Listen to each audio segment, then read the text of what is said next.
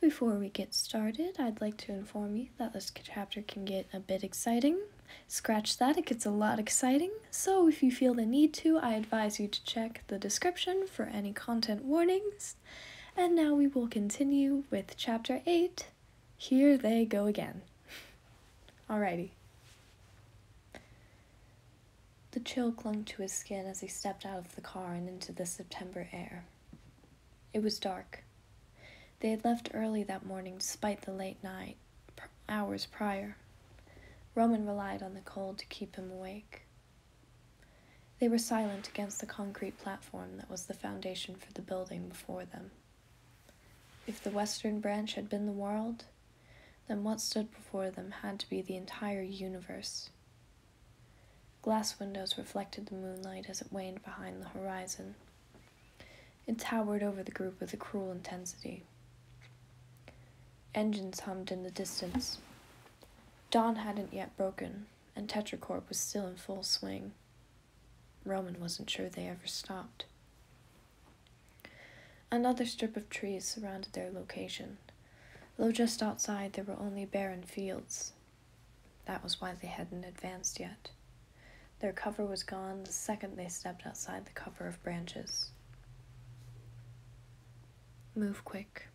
Find the uniform room, likely where they keep all the artillery. Yes, Patton, this place has artillery. Janice nodded to the group and they broke apart. In this case, it was better to split up and gather back in the database. Only a blueprint guided their actions this time. No bolted grates, no hidden hallways. The only way was to hope with everything that the maps were correct. This place is more heavily guarded than before. Be on the lookout constantly. If something even feels slightly wrong, get out immediately. A sliver of white stuck out from Janice's pocket. The torn file. Experiment 72's file, to be exact. After sorting through the paperwork that morning, Janice had deemed said document a reference point. It wasn't completed, he claimed. If they wanted tangible evidence, they'd need to find more profiles. The only way to do that was to enter the belly of the beast. This was the real thing. As they stepped out from the cover of the trees, that fact finally sunk in. Roman was taken back to his moments in their last mission. His first. The feeling of the folder held close to his chest and the screaming of sirens in the background. They'd be lucky to manage an endeavor like that here. At least, that's what Janice had said. Don't stop moving until you've reached the database. We gather as a group, and if someone does not arrive, then the mission will not halt. Our first priority is getting the evidence we need. Roman caught Virgil's eye as they split. He gave a nod. It was a silent good luck. A send-off as Roman watched his two best friends disappear with utter strangers. Besides Remus, of course. It didn't matter that his time in this adventure had felt like an eternity. The truth was, he'd only met Janice and the others 2 days prior. Somehow, Roman still found the will to trust them. Getting in will be the hardest part. Circle the building and find an unguarded exit. A vent, if you're lucky. Once inside, hustle like your life depends on it. Hushed breaths clouded the air behind him. I'll see you on the other side. Mutual nods as the pairs disappeared one by one into the mission's clutches. Stay safe. The brush of fingers across the back of a hand, something nearly accidental, became intimate as two wary pairs of eyes met. For all that is good in the world, no one try anything stupid. They were off. Roman stuck close to Janice's side as they circled round the building. It was best they all found different points of entry to deter suspicions. 6 unknown figures entering through the same area screamed trouble. There was a door on the far side of the building. It was marked in dark lettering with the words, "Employees only." Roman almost chuckled at the name. It seemed so oddly simple for a place capable of taking innocent lives. Carefully, they had slipped across the lot and made it to the door without alerting anyone. Janice tested the handle, and much to their luck, it opened. A quick peek inside was enough to reveal no guards were stationed at the inside. Odd, but a welcome occurrence. Janice required a quick look at the map to determine where they would be going next. He motioned to the left, and they took off. Even tucked away from the outside winds, Roman felt a chill creep down his spine. White hallways, mirror-like windows, tile floors. Was that blood? Roman banished the sight from his mind. This way, Janice hissed, latching onto Roman's arm and pulling him into another room. 3 doors took up the space, all the same reflective steel. No labels to mark their purpose. Roman heard a crinkle of paper as Janice fished the map from his pocket. A beat of silence. He pointed to the far side door, placing a finger to his lips as they inched closer. You want to open it? He asked. Why? Roman narrowed his eyes. What's behind it? A sly smile. Somehow Roman never got tired of it. Secrets? Well then, I suppose I can't refuse. Only if you wish, Prince. Roman sighed. Someday you'll grow tired of calling me that. For a man as regal as you, never. That was enough to draw a chuckle from Roman even amidst the stress. He reached for the handle. It was unlocked. The inside was filled with stale air and lit an eerie yellow glow. Somehow, the space was even colder. Roman shivered beneath his black jacket. Virgil had lent them the garment the night before, after he had complained of wearing the same set of clothes for numerous days. Shelves covered the entirety of the room. There were an array of uniforms, ranging from different shades of blue to pitch-black material. White lab coats were stacked in the far corner, and an assortment of scrubs had been folded nicely and placed along the highest shelves. Lab techs wear the coats, and doctors have the scrubs. Janice motioned for Roman to follow as he approached one of the clothing racks. Our best bet is the guard uniforms. These dark ones over here. He slipped one of the darkened uniforms off the hanger. The material was coarse on his skin as Roman slipped the garment over his existing clothing.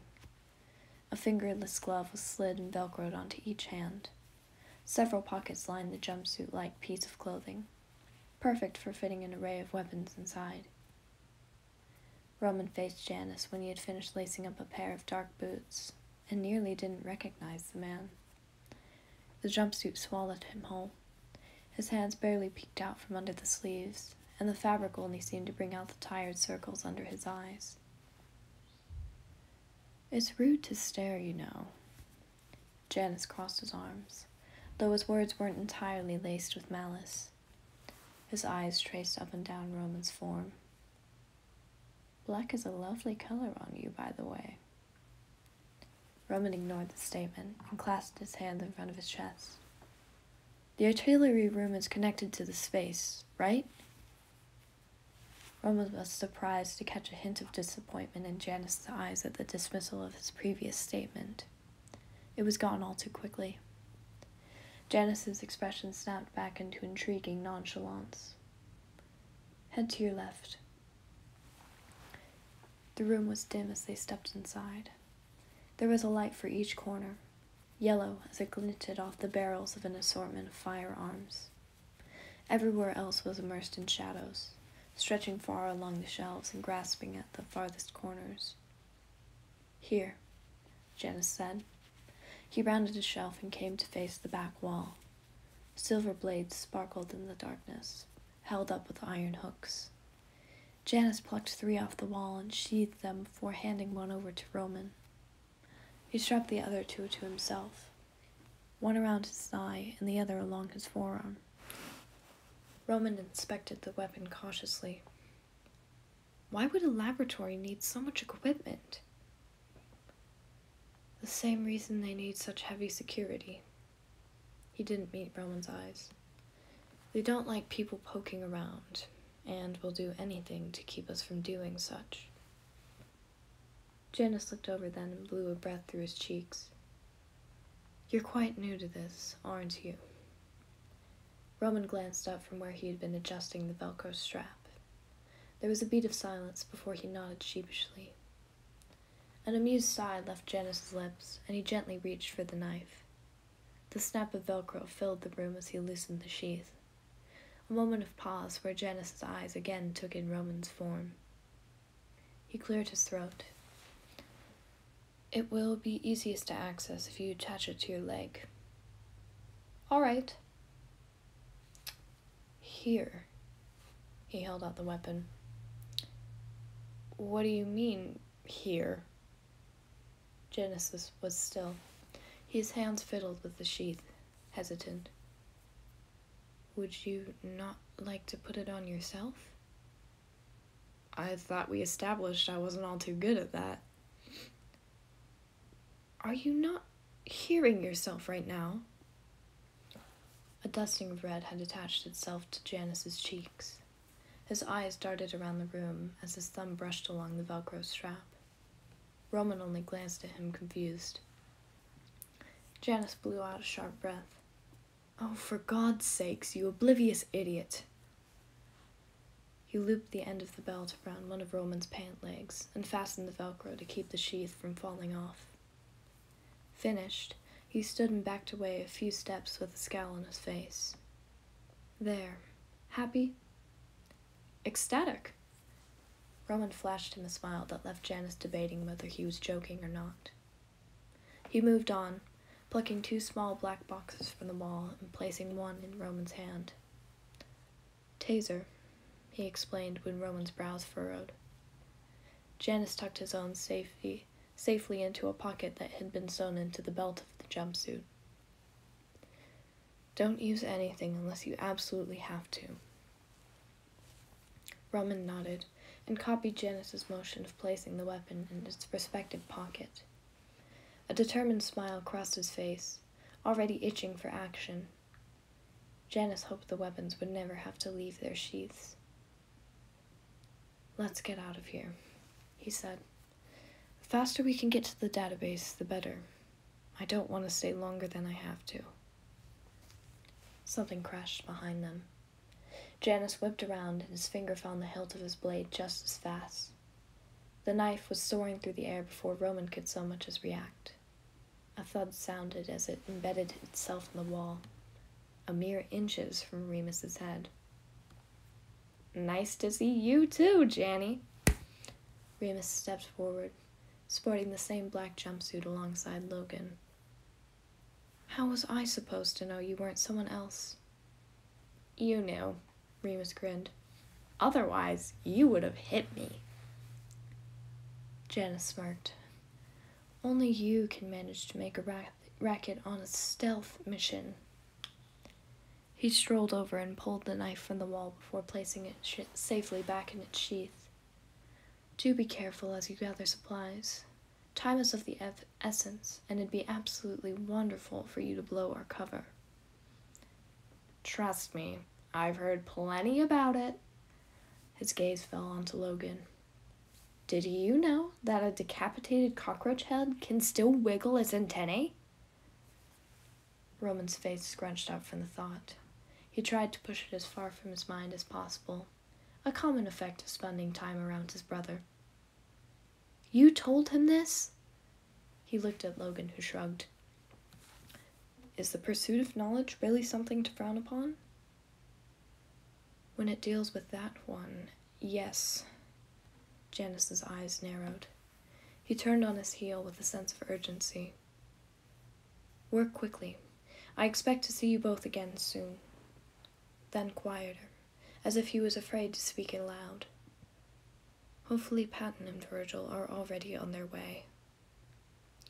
Janice nodded once before he was off. Roman gave a quick wave before following close behind. It felt odd to offer a goodbye when surely they would be seeing each other in a matter of minutes. But in all honesty, even that couldn't be certain. Fate. It was a game of the dice. Roman knew nothing about what truly could happen, though he also wasn't enough of a fool to make promises. Janice's rushed manner had been enough to convince them that he didn't want to be there any longer than they had to. It was worth the sacrifice, to avenge all those lives that had been stolen, and to save anyone who could fall prey next. The facility was a maze, much more so than the last. Each twist and turn appeared the same: white walls, concrete floor, silver doors. Despite the cold, Roman could feel sweat upon his brow. For every sound he flinched. It took all his self-control not to reach for his weapon when he caught sight of a shadow. The unknown was eating at him from the inside, and he would have been consumed entirely if it weren't for the words Janice spoke next. "Right through this door."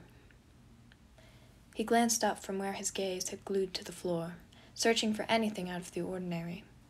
A sign in silver lettering hung above the threshold, engraved with an image of an open book. Ironic, how such an inviting image concealed dark secrets behind it. There was no keycard slot at this door, only a pin pad, to which Janice had to fish another piece of paper from his pocket in order to unlock. The buttons made a shrill beep each time Janice pressed them, and Roman looked around frantically to ensure no one had heard. A low click signaled the door had been unlocked, and Janice and Roman slipped inside before anyone else could see them. The whole operation left Roman on edge. Sure, the others had done things like this before, but to him it felt all too easy. "You made it!" A gentle voice drifted above his racing thoughts. Patton. "Glad to see you too, Pat." Roman allowed himself to smile. He drank in the familiarity for a moment. Patton's smile had always helped to calm his mind, now more than ever. Janice addressed Virgil. "Have you found anything of importance?" "Not with this giant computer of death refusing to cooperate." He crossed his arms with a scowl, and Patton placed a hand on his shoulder. "We can't figure out the search system. Virgil figured it'd be easier to find information if we could narrow it down, but it seems that you need a code to access such a thing." Janice nodded. "I figured as such. Move aside." He pushed past the two and took in the large screen. It glowed turquoise, just like the outside windows. It sported the same logo that made Roman's blood run cold every time. Tetracorp. Janice's fingers flew across the keys, typing a jumble of words, numbers, and symbols into the password bar. Red filled the screen as he clicked enter, and Janice muttered a curse under his breath. He tried again.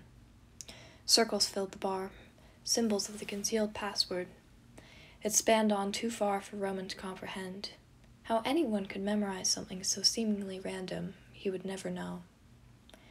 As Janice typed in the last characters, he caught the final numbers.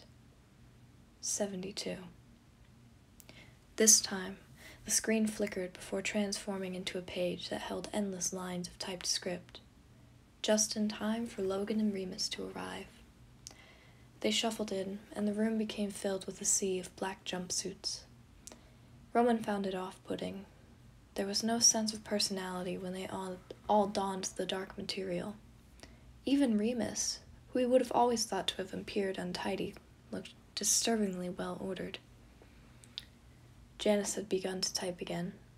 His fingers flew across the keyboard at the speed of light, only slowing when a highlighted document appeared on the screen. Upon opening it, they were met with a seemingly endless collection of typed scripts. Oh my God. He stumbled back. The sight overwhelmed Janice, so much that he had to steady himself on the nearby table. His eyes scanned back and forth, drinking in every word on the page. Virgil stepped forward. "What is it?" His hand hovered over Janice, unsure. "Everything." Janice's voice was a bare whisper. Roman had to lean in to catch his words. It's every record of a subject that has ever passed through the facilities. Chemical analysis, results, everything. Silence fell across the room. The only sound that emerged then was a shaky breath, met with Janice's wide eyes. He stilled his expression before his awe could take over, turning with 3 words on his tongue. We've done it. It was a matter of speed then. A flash drive emerged from Janice's pocket, colored the same silver color as the doors. He searched for a USB port along the device, and after what seemed to be ages, Logan stepped forward and directed him to the correct place. Blue lights flickered across the screen once Janice clicked download. Information flooded through the device, swirling round as it all flooded into the single flash drive. All of the lives taken, all the tests conducted, everything was funneled away. Safe. The screen flashed a blank white when the process had finished. A single message remained pinned upon the surface. Data has been downloaded. Janice plucked the flash drive from its port and paused as the group marveled at it. Then, he tucked the device into his pocket and spun towards the door. He addressed the group, a victorious grin emerging on his face. Does everybody understand the plan?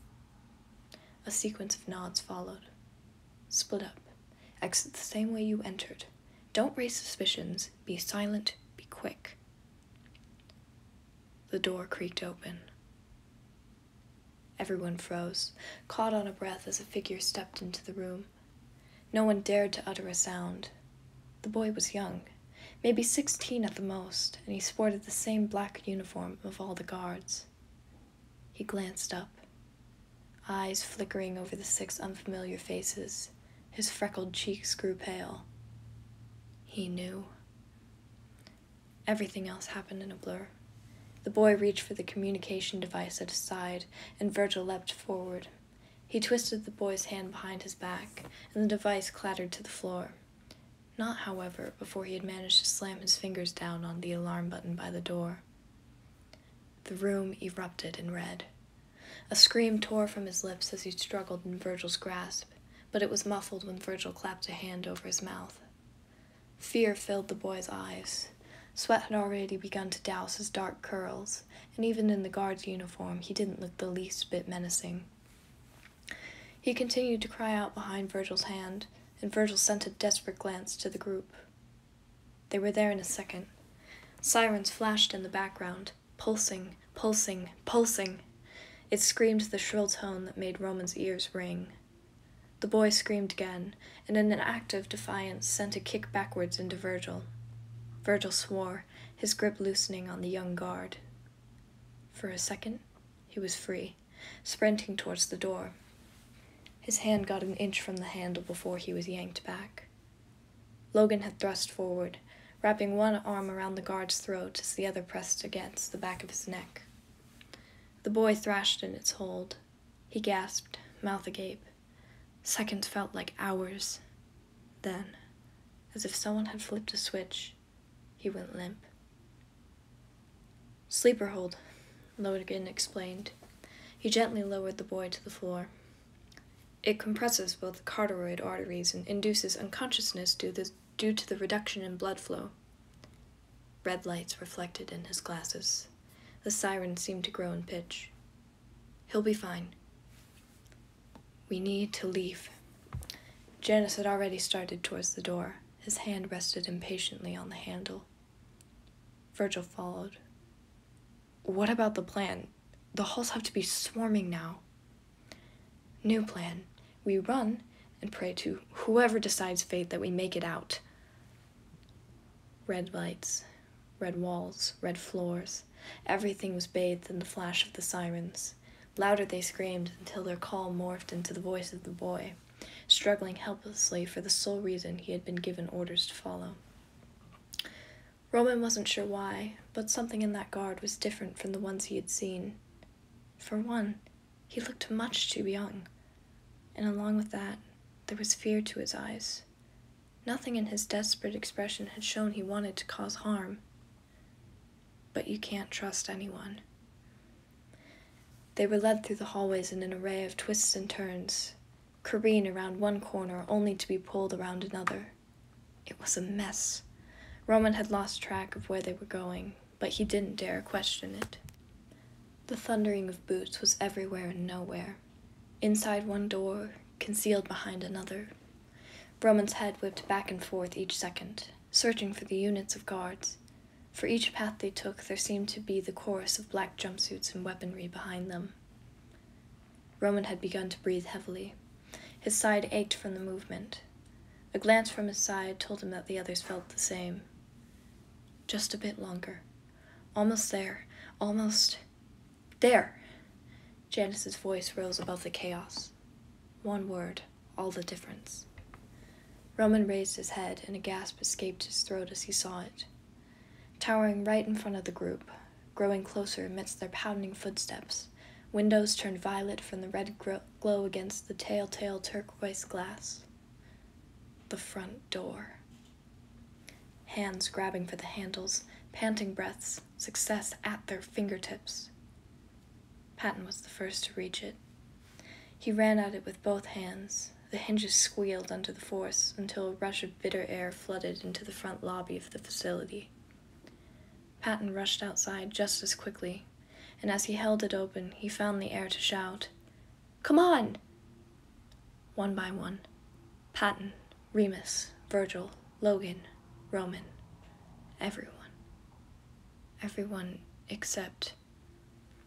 Roman whirled around as he passed the threshold. Where was he? He hadn't been too far behind. Roman spotted him. Janice was but a breath from the door. Flashed back to the young guard just an inch away from escape. Now the freckled face was replaced with Janice's. Pale. And for the first time, utterly and horribly afraid. He didn't have the chance to scream as he was yanked backwards. 2 guards had appeared from the shadows. The chorus of steel-toed boots had caught up. First 2, then 3, then 10, gathering at the edges as Roman stood in horror beyond the threshold. The others were already yards from the door, running like the sensible person should. Janice was wrestling in their grip. He kicked and scratched, managing to land enough hits to shake off the holds of the 2 people. Janice stumbled as he broke away, again starting for the door with the secrets he held safely tucked in his pocket. He never saw it coming. The sleek, box-shaped weapon sparked to life behind him.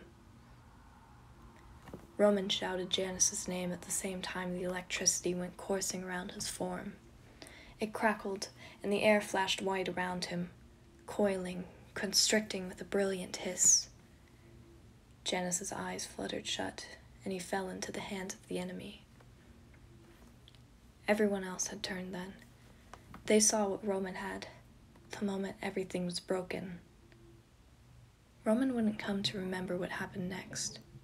Distantly, he would recall hearing Remus call for him, telling him to come back. He would, but not without Janice. Somehow the knife had found its way into his hand. Roman burst through the door, the sirens nothing compared to the furious cries that echoed in his mind. He tore through the unit, swinging at anything that donned that god-forsaken black jumpsuit.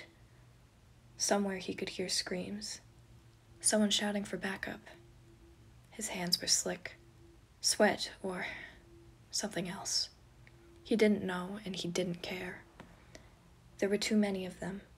For each he pushed to the side, another wave came, and soon there were arms encircling his wrists. His knife was torn from his grip, and when that happened, Roman resorted to using his fists. Left, right, all around. His vision was filled with the enemy. Everywhere they surrounded him. Roman swung forward, and his fist connected with someone's temple. Another.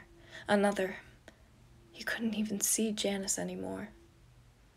Hands pulled Roman back as he searched through the crowd, yanking his limbs until he was restrained by yet another wave of guards.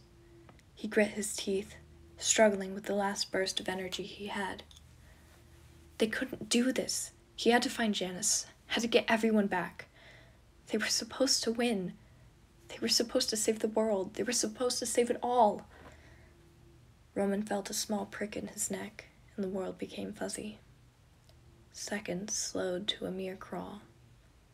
He was falling, but he couldn't tell why. Down, down, down. The floor greeted him, pristine tile smiling at him, cool against its cheek when he hit the floor. He had to fight, had to do something, anything. Roman struggled as the room only grew darker. Fight back. Roman finally caught sight of Janice, curled up on the floor, still passed out.